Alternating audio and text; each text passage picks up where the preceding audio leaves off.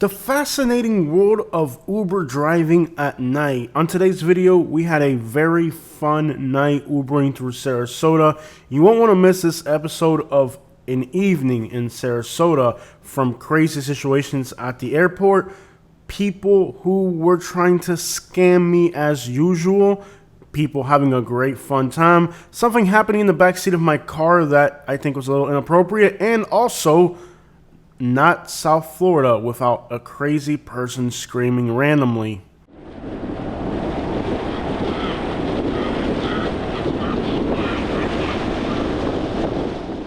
We even got to visit the home of a famous celebrity late at night where there was a party taking place.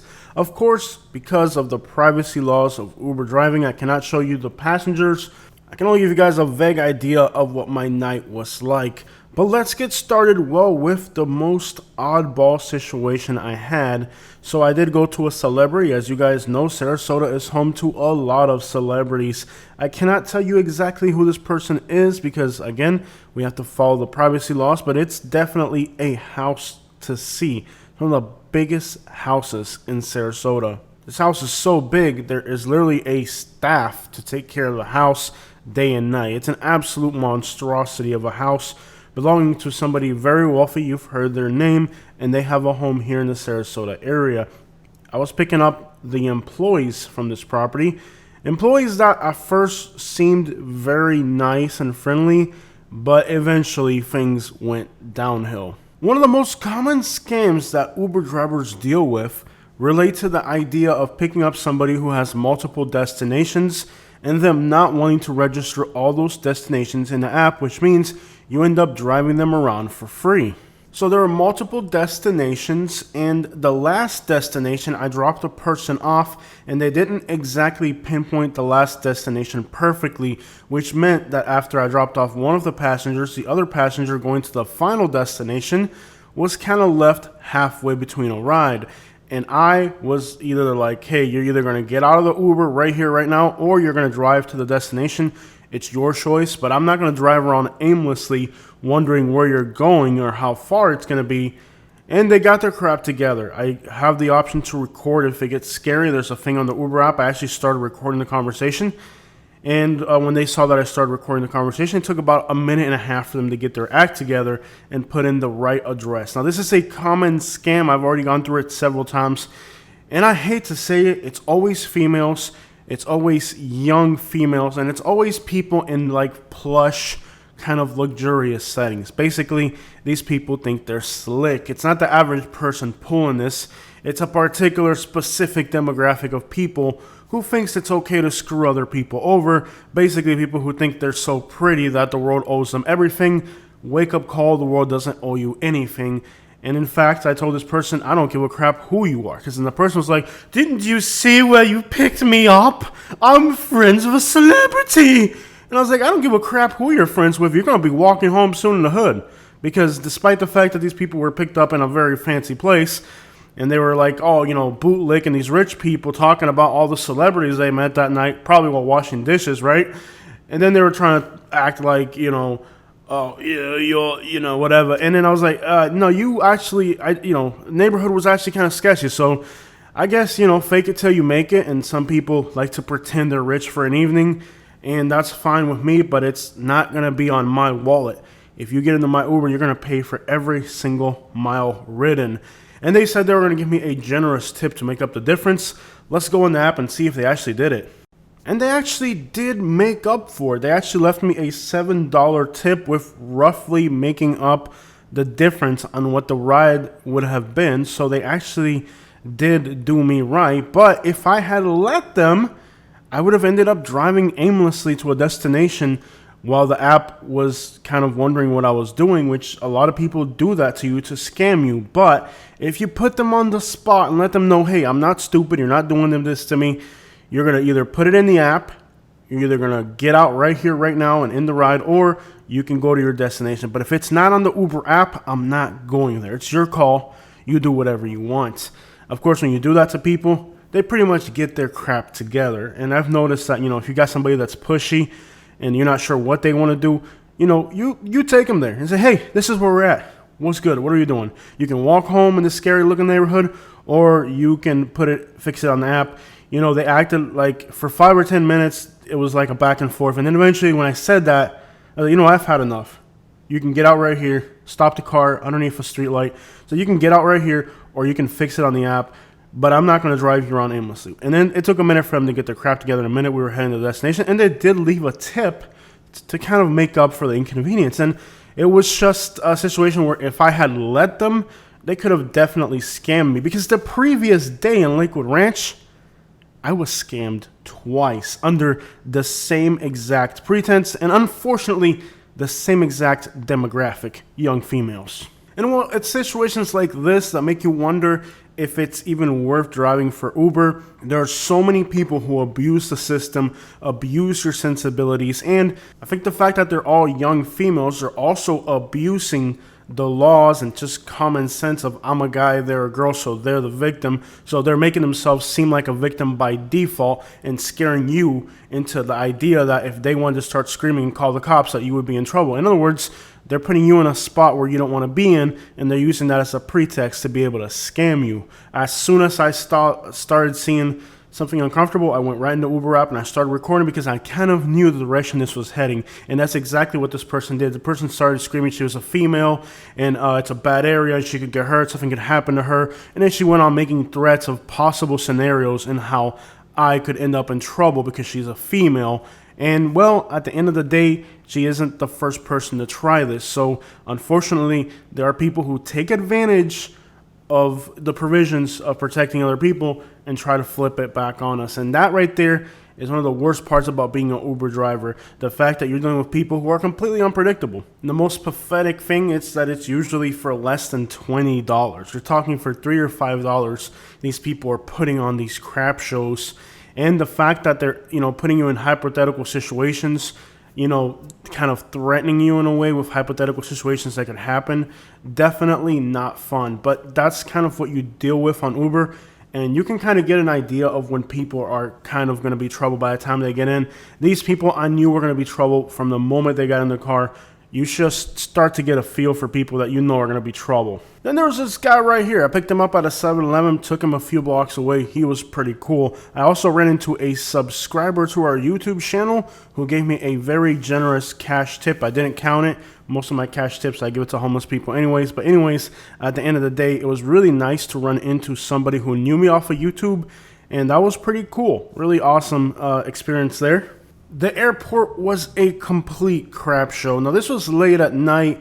The first run, I didn't have the GoPro running. I wasn't able to get it going because all of a sudden the airport blew up and they were paying all types of crazy money. And this is kind of like the leftovers of what I will consider the craziest I've ever seen the Sarasota airport. It was just absolutely insane, the amount of people. I mean, literally, there was a traffic jam to get in and out of the airport, bumper to bumper. Every square inch of this pavement was cars and people running. And this is kind of what was left after that madness. So I picked up a customer here at the airport, and some rides were leaving the airport were up to $150 rides. Now, I don't know how far they were going. I wasn't interested in taking a far ride on this evening, but that should just give you an idea that I think an airplane must have landed that wasn't supposed to, or something happened here that left Sarasota Airport in a complete crap show scenario. So we picked up these people at the airport, and the ride came out to $40 just for driving across Sarasota. I think this is the most profitable ride I've ever had, but it came with a $13 tip. The reason that was a very generous tip is because, again, there was just a madness to get Uber drivers to get people out of the airport. The people were kind of stepping it up, and there was more money involved if you can get to the airport. Now, of course, I was only able to take advantage of a few of these rides because, of course, these are like sudden out of nowhere rushes, and they don't last for more than an hour. In an hour, you might be lucky to get 2 or 3 people out of the airport, which means there's only so much each Uber driver can capitalize on something like the airport being completely packed. So yeah, it was pretty crazy. I've never seen the Sarasota airport like that, and it brought me this incredible $40 ride across Sarasota. They were going to Siesta Key, so we picked them up at the airport, drive through downtown like we're doing right now, and then we dropped them off in Siesta Key. And these are the late night vibes on Siesta Key. There's still restaurants open and bars and lots of fancy cars. This is kind of an exclusive address, so definitely very nice and expensive area and very generous tips, making this the biggest tip I've got so far, nearly $13. So later into the night, I picked up a ride from the Ritz-Carlton. There was a really nice event going on, and it's a very fun setting. We pick up a group of people from the Ritz-Carlton that were having a great time, young people having just a blast at a beautiful event they were at, and we took them somewhere to the island again. And these people were definitely happy. They were definitely in a mood, but there was like, I think 5 of them, which is like the maximum capacity for my vehicle. And they were all young and they were coming from a party, so you know the vibe.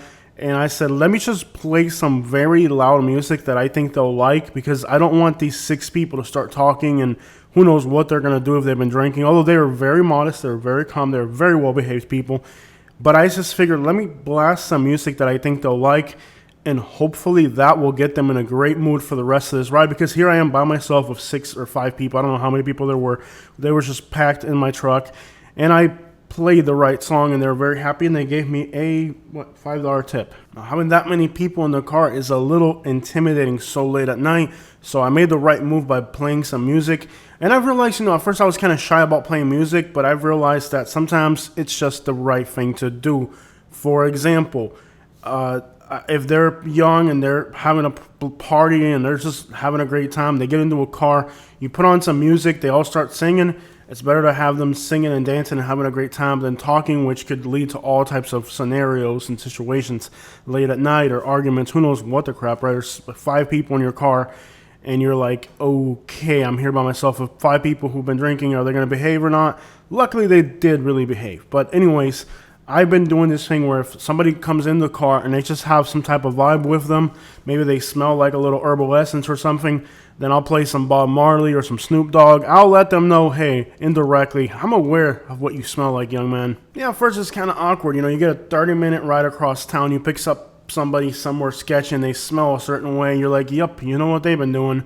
And instead of making the ride be kind of awkward because they're obviously stoned out of their mind, you just play some Bob Marley for them or some Snoop Dogg, and they kind of get a laugh at it. You can hear them chuckling and laughing at first, kind of like it's recognizing the obvious without recognizing it indirectly there, and it just changes the whole vibe, And at first I was kind of afraid of just blasting music with a passenger in the car, but if it's 2 a.m. and you smell like Bob Marley, then maybe it's okay for me to play "Do Weed Every Day" really loud out of my car, because at the end of the day, that's what you're doing. So it does take a little loosening up with people. Knowing when it's okay to loosen up with people and be comfortable and be yourself does make a difference on tips.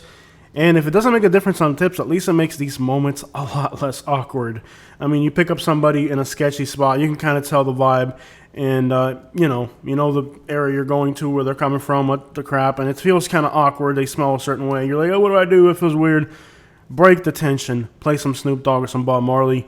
Breaks the tension. They get a good laugh at it, and then it's because these are the types of customers where, like, when they walk in and they're already in that like weird vibe, if you don't break the tension, it's gonna be an awkward ride throughout the whole thing, regardless. So you might as well just be yourself and not be weird and awkward, which is possibly the worst thing about being an Uber driver, is those awkward moments, where stuff happens. But look at this. Downtown Sarasota at night, packed, a party scene, Animal City. Alright, so it's not quite Nashville, but it's still pretty good that you can be out this late in Sarasota.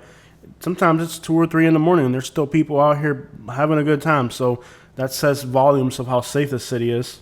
So we pick up, I think, our last customer for the evening. No, wait, there's still one more after this. I thought this was the last customer because their address was taking me to the island, so I figured, well, after this, I'm done.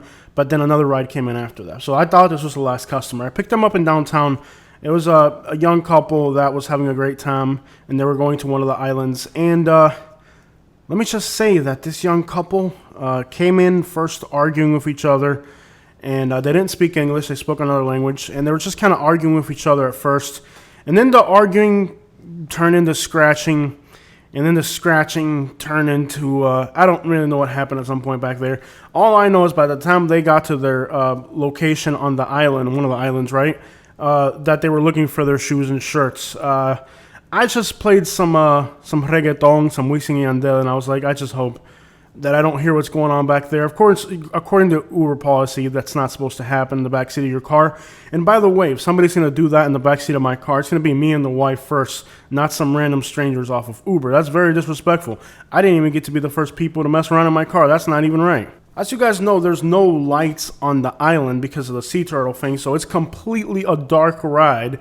And I really, as an Uber driver, I'm looking through the policies and you're supposed to intervene and say, hey, wait till you guys get to the hotel or something. But apparently it was so dark that I didn't know how far they were getting back there. And again, it started off as an argument, and the argument kind of, they were drinking a bit. At first it was argumentative, and then it became love-mentative. I don't really know what happened back there. But at the end of the day, yes, it does go against Uber policies to get too intimate in the backseat. And you are supposed to intervene. I just didn't know it was too dark back there. And I didn't know exactly how far, at what point do you intervene, Do you intervene? I don't I don't know where to draw the line. But I was like, I'll just play some Wisin y Yandel. And hopefully we get to this hotel as quick as possible. So whatever happens here, they finish it up there. Not. You get the idea. Very awkward indeed. And it's not like they spoke English, so it's not like I could be like, hey, I'm still here. Either way, they were probably. I figured, they came in kind of argumentative, so I was like, well, as long as they're making love and not hate back there, I really can't. Who am I to judge? Why does this have to happen in my truck?